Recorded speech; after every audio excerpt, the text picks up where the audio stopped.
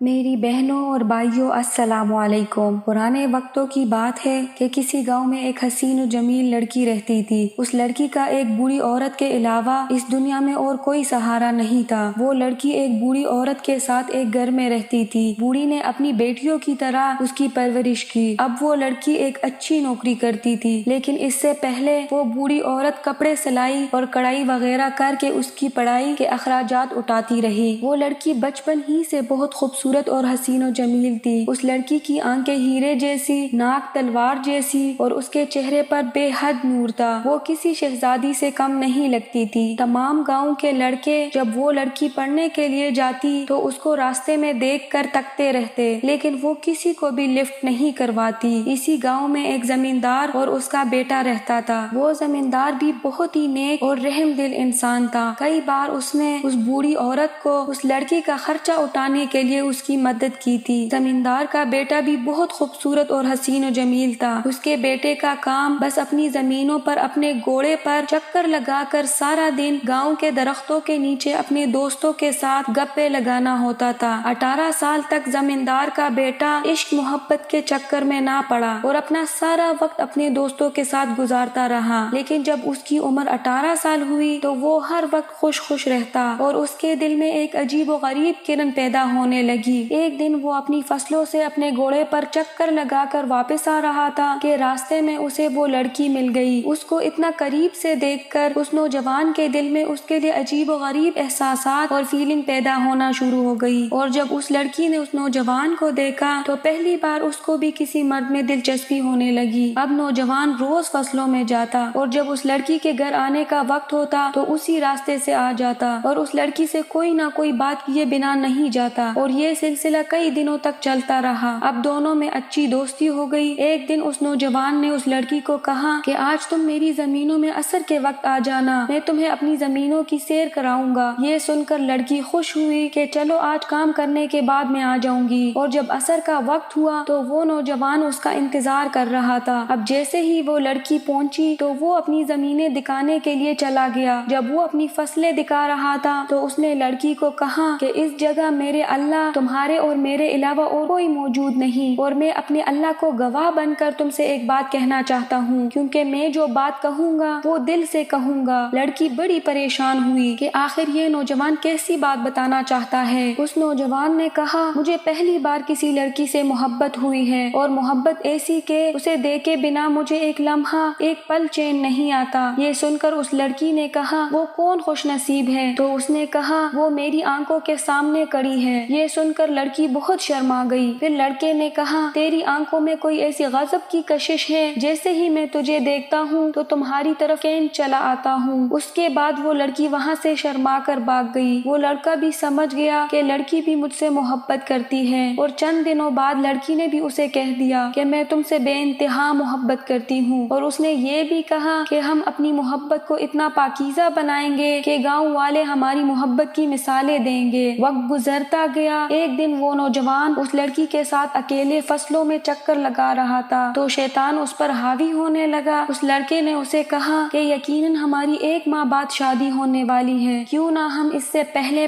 ایک دوسرے کے اور قریب آ جائیں، کیونکہ شادی کے بعد تو ویسے بھی تم نے میری ہو جانا ہے۔ اس لڑکی نے کہا کہ جو چیز ہماری شریعت اور اسلام میں ہے ہم اس کی حد کو پار نہیں کر سکتے۔ اگر ایسی بات ہوتی تو ہمارا مذہب بھی نکاح سے پہلے مجھے محبت کرنے والوں کو جسمانی تعلق قائم رکھنے کی اجازت دیتا، لیکن جب تک میں تمہارے نکاح میں نہیں آتی تو تم مجھے اس وقت تک غلط ارادے سے چھو بھی نہیں سکتے۔ وہ نوجوان اس وقت تو چپ کر گیا۔ اب جب اسے موقع ملتا تو اس لڑکی کو اس کے ساتھ جسمانی تعلق قائم کرنے پر مجبور کرتا، لیکن جب لڑکی بہت تنگ آ گئی تو اس نے اس لڑکے کو کہا کہ آج میں بوڑھی ماں کو وقت سے سلا دوں گی، تم میرے گھر آ جانا اور میں تمہاری خواہش پوری کر دوں گی۔ یہ سن کر وہ لڑکا بہت خوش ہو گیا کہ آج میں دنیا کی سب سے خوبصورت اور حسین و جمیل لڑکی کو اپنی باہوں میں لے لوں گا، اور پھر چند دن بعد اس کو مکمل طور پر اپنا لوں گا۔ جب آدھی رات کا وقت ہوا تو وہ لڑکی اپنی بوڑھی ماں کو سلا چکی تھی۔ جب وہ نوجوان اس لڑکی کے کمرے میں داخل ہوا تو دیکھ کر اس نوجوان کے رونگٹے کھڑے ہو گئے، کیونکہ جب اس نے دیکھا تو اس لڑکی نے 3 تصویریں دیوار پر لگا رکھی تھی۔ وہ نوجوان بڑا حیران ہوا اور لڑکی سے دریافت کیا کہ یہ تینوں تصویر کس کے ہیں اور یہ اب کہاں موجود ہے۔ ہے؟ تو اس لڑکی نے کہا کہ یہ تینوں میرے بہت قریبی تھے لیکن اب یہ دنیا میں نہیں رہے۔ پھر اس لڑکی نے کہا پہلی تصویر میرے دادا کی ہے، میرے دادا بھی تمہاری طرح بہت خوبصورت اور حسین و جمیل تھا، اور وہ بھی گاؤں کی ایک لڑکی کے ساتھ محبت کرتا تھا، اور اس نے بھی اس لڑکی کو مجبور کر کے اس کے ساتھ جسمانی تعلق قائم کر لیا تھا، لیکن کسی وجہ سے میرا دادا اس لڑکی سے شادی نہ کر سکا۔ چند دن بعد میرے دادا کے دل میں سوال پیدا ہونے لگا کہ میں نے تو ایک نامحرم کے ساتھ زنا کیا ہے، اور زنا تو انسانوں پر قرض ہوتا ہے، اور مجھے ایک نہ ایک دن یہ قرض چکانا پڑے گا۔ پھر میرے دادا کی کسی اور لڑکی سے شادی ہو گئی، اور میرے دادا کا ایک بیٹا اور ایک بیٹی پیدا ہوئی۔ میرے دادا کی بیٹی بھی میری طرح بہت ہی خوبصورت اور حسین و جمیل تھی۔ اب میرے دادا کو ہر وقت یہی پریشانی ہوتی تھی کہ ایک نہ ایک دن کہیں میرا قرض میری بیٹی کو نہ چکانا پڑے۔ وہ اپنی بیٹی کو گھر سے ایک پل کے لیے بھی باہر اکیلے نہیں نکلنے دیتا اور ہر وقت اس کا خیال رکھتا تھا۔ ایک رات میرے دادا کی بیٹی کی طبیعت خراب ہوئی تو میرے دادا اس کو ہسپتال لے گیا۔ جب آدھی رات کا وقت ہوا تو میرے دادا کی بیٹی کو اس کے ڈاکٹر نے کمرے میں اکیلے پاتے ہوئے میرے دادا کو نشے والی دوا دے کر میری دادا کی بیٹی کے ساتھ زبردستی زنا کر کے بھاگ گیا۔ جب میرا دادا کمرے میں گیا تو اس کی بیٹی اپنی جان گنوا چکی تھی کیونکہ وہ اپنے باپ کا قرض ڈاکٹر کے ہاتھوں اتار چکی تھی۔ یہ دیکھ کر میرے دادا سے برداشت نہ ہوا اور وہ اسی وقت دل کے اٹیک سے چلا گیا۔ میرے دادا کا بیٹا جو کہ میرا باپ تھا وہ بھی میرے دادا کی طرح بہت خوبصورت اور حسین و جمیل تھا، اور وہ بھی گاؤں کی لڑکی سے محبت کرتا تھا۔ ایک دن میرے باپ نے بھی اس لڑکی سے زنا کیا اور اس کے بعد اس کو دھوکہ دے کر میری ماں سے شادی کر لی۔ جب میں 5 سال کی تھی تو میرے ماں باپ کا کسی حادثے میں انتقال ہو گیا اور بوڑھی ماں نے میری پرورش کی۔ اب میرا باپ تو چلا گیا لیکن اس کا قرض ابھی بھی باقی ہے۔ آج میں اپنے باپ کا قرض اتارنے کے لیے تیار ہوں، اور یہ بات بھی یاد رکھنا کہ تمہارا قرض جب ہماری بیٹی پیدا ہوگی تو وہ ضرور اتارے گی۔ یہ سن کر وہ نوجوان پسینے سے شرابور ہو گیا، اس کی ٹانگیں کانپنے لگی اور وہ اسی وقت اس لڑکی کے پیروں میں گر گیا اور گڑ گڑا کر معافی مانگنے لگا کہ تم ایک لڑکی ہو کر اتنی سمجھدار ہو اور تم اتنی سوچ رکھتی ہو، جب میں ایک لڑکا ہو کر میں نے یہ سب کچھ نہ سوچا کہ زنا انسان پر قرض ہوتا ہے، اور اگر آج میں تم سے اپنی شادی سے پہلے کروں گا، جب میری بیٹی جوان ہوگی تو وہ بھی شادی ہونے سے پہلے ضرور قرض چکائے گی۔ اس کے بعد ان دونوں کی شادی ہو گئی اور اس کے بعد وہ ہنسی خوشی رہنے لگے۔